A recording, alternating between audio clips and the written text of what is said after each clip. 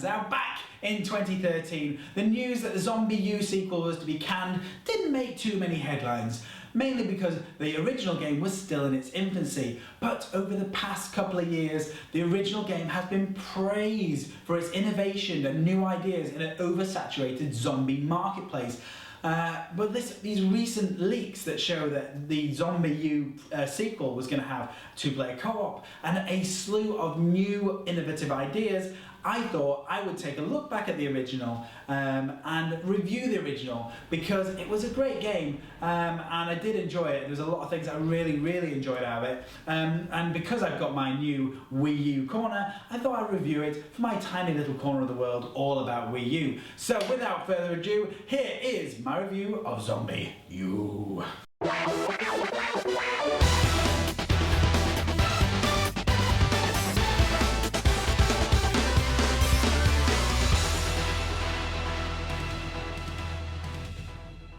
Zombi U made me rethink the zombie apocalypse.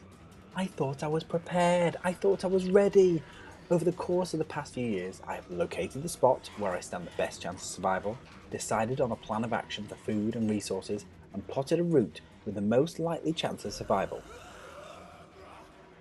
The Walking Dead, Resident Evil, Dead Rising, they've all lulled me into this false sense of security. I thought I could take on an army of zombies, but in Zombi U, I could barely make it to the end of the road. The game starts with you, a survivor in a zombie outbreak, alone in the city of London. You slip quietly into an underground station, hoping for a respite. A voice over the intercom system that sounds very authentic coming out of the Wii gamepad offers you safety in return for your assistance. Once in the safe house, you take a nap only to wake from a nightmare, gasping for air. You'll get used to this gasping scene, as it acts as the restart point every time your player dies, and you'll die a lot. Zombi U deals with this amazingly by adding permadeath to every one of your characters.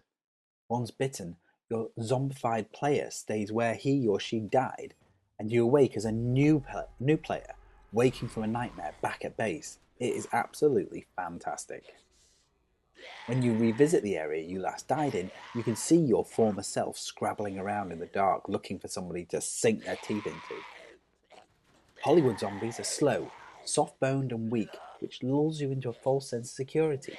In Zombi U, you can barely fight off one zombie, and if you get caught by 2 or 3, you will really struggle.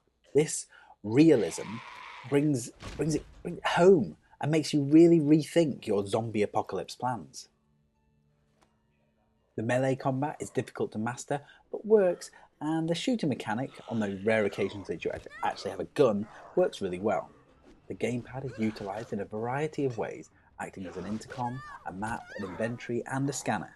The gyroscope is used to scan areas to reveal hidden secrets, which is pretty cool. The city of London is dark, grimy, and unpleasant, and whilst the paths are relatively linear, as the game evolves, the series of compact areas all join together to create a vast city in ruins. In all honesty, I've not completed this game. Usually I wait until I've beaten a game before I review it, but having sunk about 8 to 10 hours in Zombi U, I feel confident to sing its praises, as it's not so much about the destination, but really about the journey and the adventure that you have in the moment. I really enjoyed my time with Zombi U. But the fact that Zombi U has now put the record straight about the zombie apocalypse, I'm now off to prepare a number of hidden melee weapons along my escape route, just in case. Okay game fans, if you like this video, don't forget to give it a thumbs up.